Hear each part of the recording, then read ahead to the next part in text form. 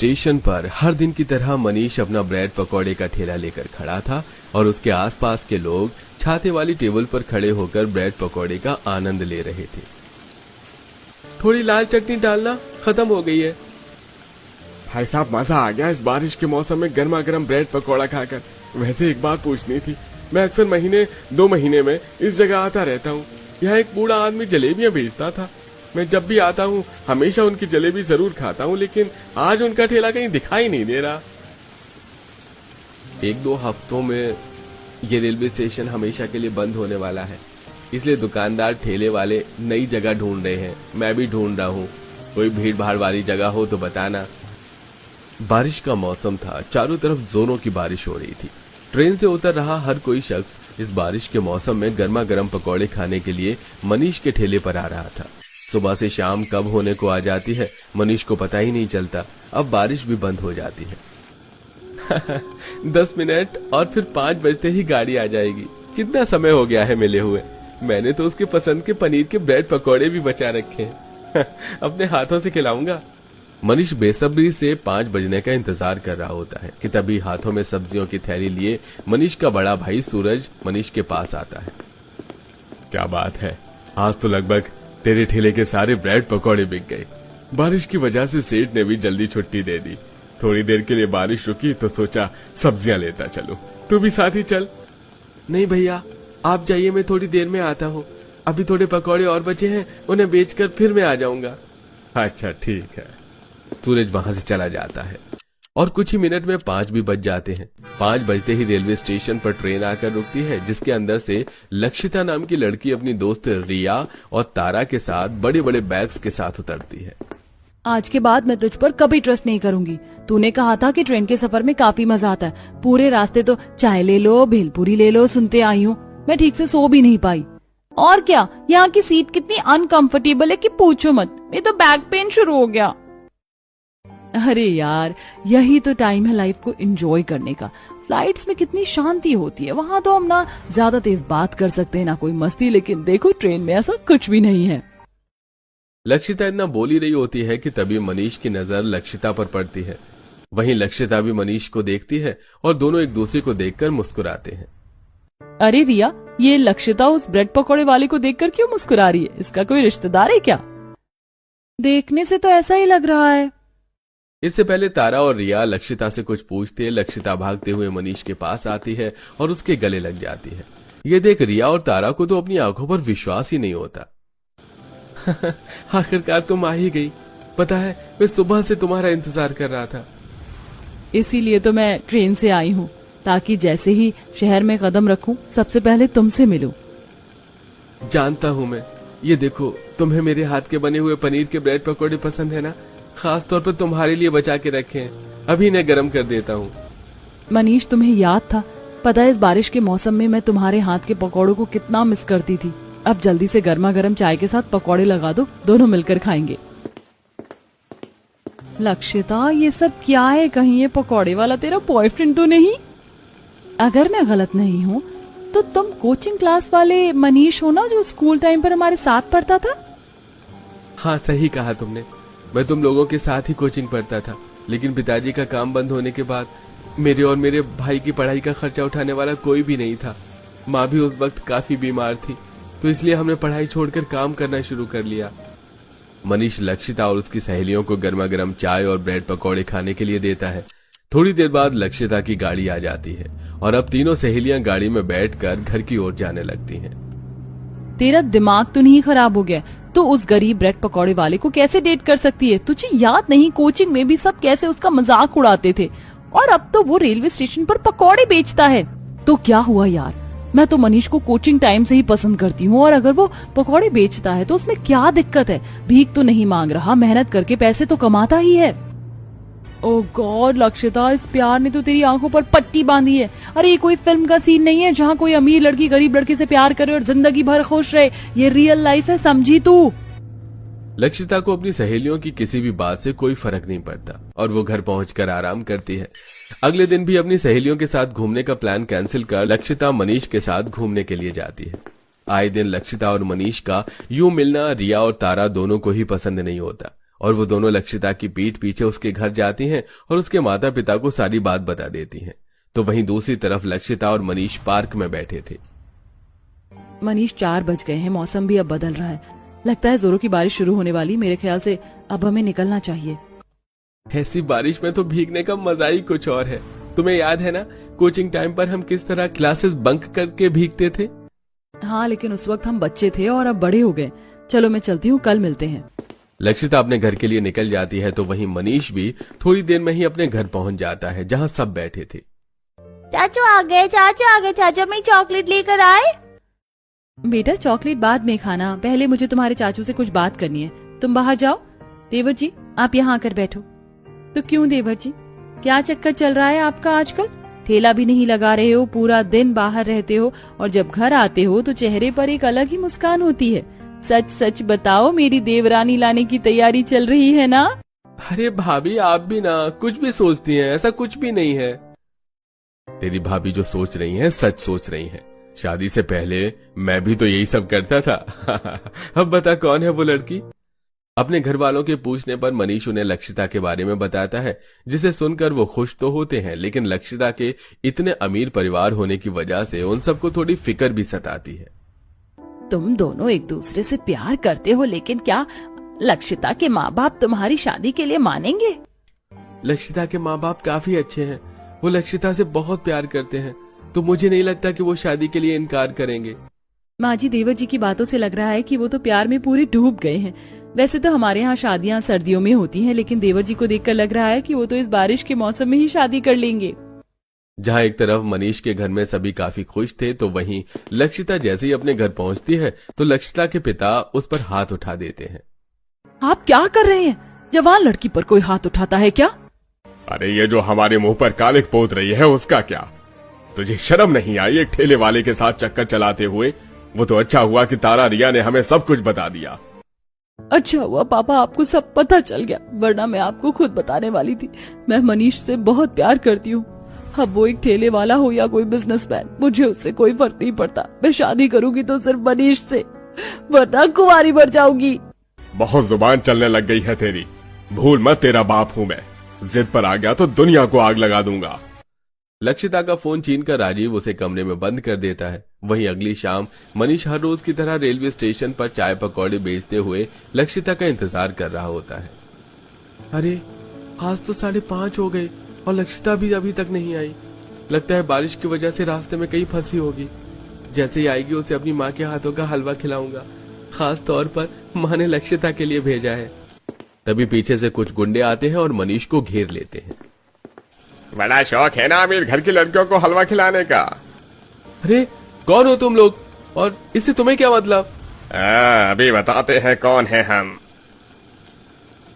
राजीव मनीष को मारने के लिए कुछ गुंडे भेजता है। वो सभी गुंडे मिलकर मनीष का ठेला और सामान तोड़ देते हैं और उसके बाद मनीष की काफी पिटाई करते हैं। थोड़ी देर में वहां पुलिस आ जाती है, जिसे देखकर वो गुंडे भाग जाते हैं। आसपास की दुकानों के लोग मनीष को जल्दी से अस्पताल ले जाकर पट्टी करवाते हैं, जिसके बाद वो सब मनीष को घर छोड़कर जाते हैं। मनीष की ऐसी हालत देखकर शोभा बहुत रोती है। कितना बेरहमी से मारा मेरे बेटे को। आखिरकार क्या कसूर था इसका कि इसने एक अमीर लड़की से प्यार किया? मैं उन्हें छोड़ूंगी नहीं। भगवान वो अमीर है, हम उनका चाह कर भी कुछ नहीं बिगाड़ सकते। दूसरी तरफ राजीव सारी बात लक्षिता के कमरे में जाकर उसको खुद बताता है, जिसे सुन। क्या मिला एक गरीब की रोजी रोटी छीनकर? आपने बहुत गलत किया है। भगवान आपको कभी माफ नहीं करेगा। आपको क्या लगता है ये सब करने से मेरा प्यार मनीष के लिए कम हो जाएगा? ऐसा कभी नहीं होगा। अरे ये तो बस शुरुआत है। अगले हफ्ते तेरी सगाई मैं अपने बिजनेसमैन के बेटे से करवा रहा हूँ। जितनी जल्दी हो सके उस गरीब का ख्याल दिमाग से निकाल दे। लक्षिता मनीष से बहुत प्यार करती थी, इसलिए वो 2 दिन के अंदर ही अपने घर से भाग जाती है और सीधा मनीष के घर आ जाती है। मनीष लक्षिता को देखकर खुद को रोक नहीं पाता और वो दोनों मंदिर में शादी कर लेते हैं, जिसमें मनीष का परिवार भी उनका साथ देता है। और अगले दिन मनीष, हमने शादी तो कर ली, लेकिन मुझे बहुत डर लग रहा है अगर पापा आ गए तो।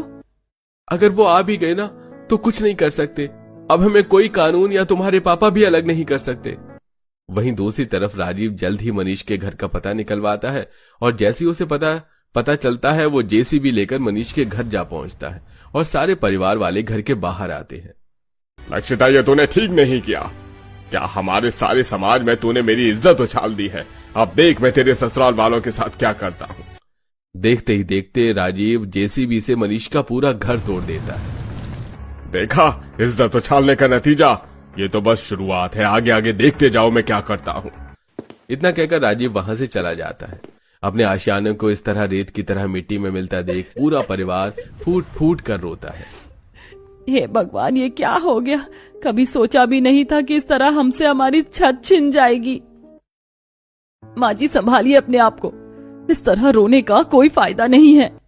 जैसे तैसे कर सभी एक दूसरे को संभालते हैं और उस मलबे के अंदर से बचा हुआ सामान निकाल कर वहां से चले जाते हैं। थोड़ी देर में बारिश शुरू हो जाती है। राधिका पेट से थी। राधिका को लेकर बारिश से बचने के लिए पूरा परिवार मंदिर में जाकर बैठ जाता है। मनीष, मुझे माफ कर दो।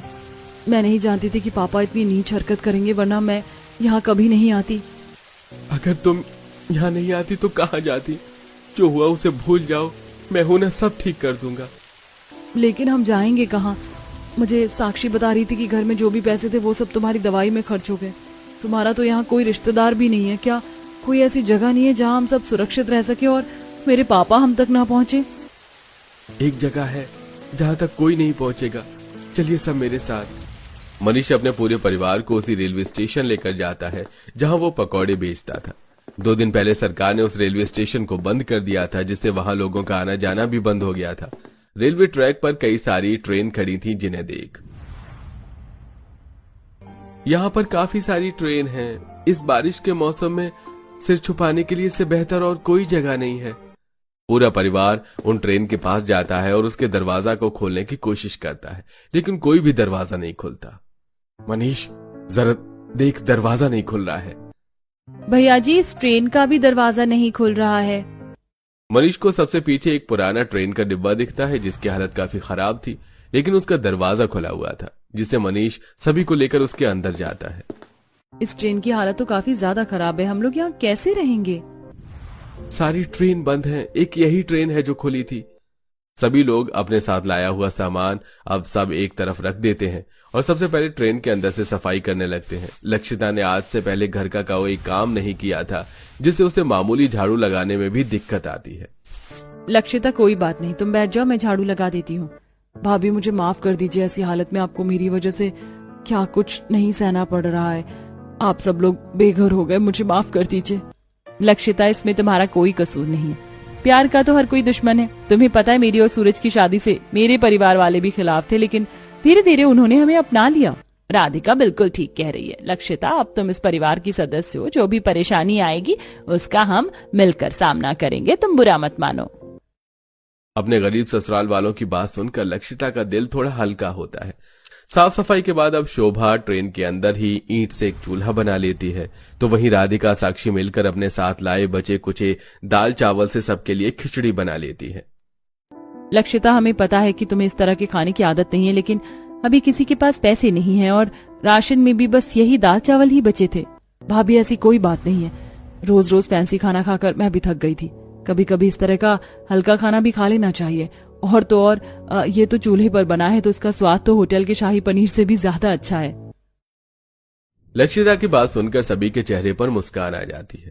खाना खाने के बाद शोभा अब ट्रेन की सीट पर चादर बिछाकर लक्षिता का बिस्तर तैयार कर देती है, जहां वो सोती है। बाकी लोग भी ट्रेन की सीटों पर सो जाते हैं, पर उस ट्रेन की सीट पर लक्षिता बार बार करवट बदलती है। ये सीट कितनी ज्यादा अनकंफर्टेबल है। इस पर तो मैं ठीक से सो भी नहीं पा रही हूँ। लक्षिता सारी रात परेशान होती है, तो वहीं अगले दिन लगातार तेज बारिश की वजह से इस गरीब ससुराल के ट्रेन घर के अंदर पानी आने लगता है। तो वो ट्रेन की सारी खिड़कियां भी टूटी हुई थी, जिससे भी काफी पानी भर के अंदर आ रहा था। माँ देखो, हमारे ट्रेन घर के अंदर कितना सारा पानी आ गया। हे भगवान, ये पानी तो बढ़ता ही जा रहा है। क्या करें अब हम? राधिका भाभी, आप सीट पर चढ़कर बैठ जाइए। इस तरह ऐसी हालत में पानी में रहना ठीक नहीं है। हम सब जब तक पानी बाहर निकालते हैं। पूरा परिवार जैसे तैसे करके बाल्टी और घर के बर्तनों की मदद से पानी बाहर निकालता है, लेकिन लगातार बारिश की वजह से उनके लिए ये सब काफी मुश्किल होता जा रहा है। कई घंटे बाद जब बारिश रुकती है तो सारा पानी बाहर निकालकर आखिर में लक्षिता पूरे ट्रेन घर में पोछा लगा देती है, जिसके बाद अब शोभा बैठकर सुई धागे की मदद से अपनी कुछ पुरानी साड़ी और कपड़ों से एक बिस्तर तैयार करती है, जिसे देख माँ जी आप क्या कर रही हैं? ये बिस्तर किसके लिए बना रही हैं? तेरे लिए बहू। कल रात तू बार बार करवट बदल रही थी, तुझे इस तरह सोने की आदत नहीं है ना, इसलिए मैं ये बिस्तर बना रही हूँ। काफी मुलायम है, इस पर तू आराम से सो सकती है। और भाभी आपको इस तरफ भी सोने की कोई जरूरत नहीं है, आप उस तरफ आराम से सोइएगा। लक्षिता की वजह से अपना घर छिन जाने के बावजूद भी लक्षिता के ससुराल वाले उसका काफी ध्यान रख रहे थे, जिससे लक्षिता मन ही मन काफी खुश थी। तो वहीं सूरज जिस फैक्ट्री में काम करता था, उस फैक्ट्री के मालिक से बात करके राजीव सूरज को काम से निकाल देता है। और अब दोनों भाइयों के पास कोई काम नहीं होता और दोनों भाई बारिश में भीगते हुए ट्रेन घर आते हैं, जहां खिचड़ी बनी थी और सब खा रहे थे। वो भी कपड़े बदल कर बैठता है। इतनी जगह काम ढूंढ लिया, लेकिन कहीं पर भी हमें काम नहीं मिल रहा। अब इस तरह घर का खर्चा कैसे चलेगा लक्षिता? कुछ समझ में नहीं आ रहा। अगर आप कहो तो मैं कहीं नौकरी ढूंढूं। मैंने काफी ज्यादा पढ़ाई की है, तो अच्छी खासी कंपनी में तो मुझे नौकरी मिल ही जाएगी। सब खाना खाते हैं और अगले दिन लक्षिता कुछ कंपनी में इंटरव्यू देने के लिए जाती है। लक्षिता के पास नॉलेज तो काफी थी, लेकिन डिग्री न होने की वजह से लक्षिता को किसी भी अच्छी कंपनी में नौकरी नहीं मिलती। उसकी सारी डिग्री उसके मायके में जो थी। तो वहीं अपने ससुराल वालों की ऐसी हालत देखकर लक्षिता से रहा नहीं जाता और वो मजबूरन लोगों के घरों में झाड़ू पोछा करना शुरू कर देती है। लक्षिता हर रोज की तरह अपनी मालकिन अंजलि के घर पर पोछा लगा रही थी कि तभी वहां अंजलि की दोस्त मनोरमा आती है। मनोरमा की नजर जैसे ही अपनी बेटी पर पड़ती है। अंजलि, ये लड़की कौन है? इसका नाम लक्षिता है। हफ्ते भर पहले ही हमने इसे काम पर रखा है, काफी अच्छा काम करती है घर का। अभी तुम्हें इसके हाथ की चाय पिलाती हूँ। लक्षिता अपनी माँ को देखकर काफी हैरान होती है, लेकिन वो कोई भी रिएक्ट नहीं करती और अपना सारा काम खत्म कर मालकिन से पैसे लेकर राशन की दुकान से सामान लेने के लिए जाती है। सामान लेकर लक्षिता घर जा रही होती है कि तभी बारिश शुरू हो जाती है। भगवान, जिंदगी में और कितने दुख देखना बाकी रह गए हमारे। लक्षिता बारिश में भीगती हुई जैसे तैसे करके अपनी ट्रेन ससुराल पहुंचती है। वहीं लक्षिता का पीछा करते हुए उसकी माँ भी आती है और सब देखते हैं और घर जाकर सोफे पर बैठकर काम कर रहे राजीव पर काफी गुस्सा करते हैं। छोटी सी गलती पर आपने मेरी बेटी की जिंदगी बर्बाद कर दी। पता है वो कहाँ रह रही है, क्या करती है? वो मरे या जिए, मुझे उससे कोई मतलब नहीं है। राजीव गुस्से में अपने कमरे में चला जाता है और अपनी बेटी की तस्वीर देखते हुए रोने लगता है। वहीं रोज रोज बारिश में आने जाने की वजह से लक्षिता की तबीयत काफी खराब हो जाती है। आज भी लक्षिता जब काम से अपने ट्रेन ससुराल लौट रही होती है कि तभी ट्रेन के पास ही वो बेहोश हो जाती है। लक्षिता को देखकर उसके ससुराल वाले बाहर आते हैं। अरे लक्षिता को क्या हो गया भैया? कहीं से रिक्शा लेकर आइए, इस बारिश में तो काफी ज्यादा मुश्किल है। मनीष लक्षिता को गोद में उठाकर जाने लगता है कि तभी वहां राजीव गाड़ी लेकर आता है और अपनी बेटी की ऐसी हालत में देखकर कहता है, हे भगवान, ये मेरी बेटी को क्या हो गया? जल्दी से इसे गाड़ी में लेकर आओ। राजीव जल्दी से गाड़ी में लक्षिता को हॉस्पिटल लेकर जाता है। तो वहीं लक्षिता के ससुराल वाले और माँ भी कुछ देर में हॉस्पिटल आ जाते हैं। चेकअप के बाद लक्षिता को जैसे ही होश आता है तो वो अपनी नजरों के सामने अपने पिता को पाती है। पापा, आप यहाँ? लक्षिता बेटा, मुझे माफ कर दे। अपने गुरूर के चलते अपनी नाजों से पाली हुई बेटी के साथ मैंने कितना बुरा किया। मैं तो बाप कहलाने के लायक भी नहीं हूँ। मैं नहीं जानता था कि मेरी बेटी इस तरह के हालातों से गुजर रही है। उसे लोगों के घरों में झाड़ू पोछा करना पड़ रहा है। तेरे साथ साथ मैंने इस परिवार के साथ भी काफी बुरा किया। भगवान तो मुझे कभी माफ नहीं करेगा। भाई साहब, ये कैसी बातें कर रहे हैं? हर बाप अपनी औलाद से बहुत प्यार करता है, लेकिन कभी कभी वो उनसे गुस्सा भी हो जाता है। हम में से कोई भी आपसे नाराज नहीं है और आपको हमसे माफी मांगने की भी कोई जरूरत नहीं है। मैंने आप लोगों के साथ जो भी कुछ बुरा किया, अब मैं उसे ठीक करना चाहता हूँ। राजीव जल्दी एक अच्छी जगह पर अपनी बेटी और उसके ससुराल वालों के लिए एक रहने लायक अच्छा घर बनाता है। साथ ही उनके रोजगार के लिए उन्हें 2-3 तरह के अलग अलग काम भी खोल कर देता है। वहीं ये सब देखकर नाराज लक्षिता भी अपने पिता को दिल से माफ कर देती है और अब लक्षिता ट्रेन घर को छोड़कर अपने ससुराल वालों के साथ नए घर में हंसी खुशी रहती है।